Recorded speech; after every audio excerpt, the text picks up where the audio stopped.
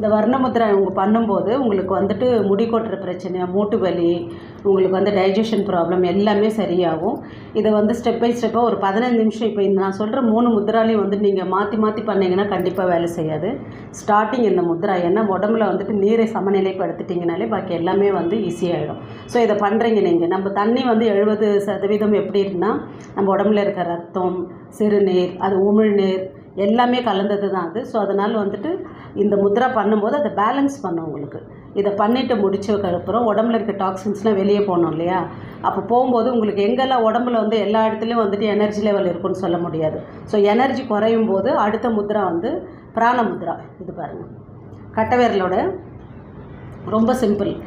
கட்டை விரலோட சுண்டு விரலும் மோதிர விரலையும் பண்ணிவிட்டு பாக்கி 2 விரலை பார்த்துக்கோங்க. பிராணமுத்ரா இது. இந்த பிராணமுத்ரா பண்ணும்போது உங்களுக்கு என்னென்னா இம்யூனிட்டி வந்து இன்க்ரீஸ் ஆகும் உடம்புல.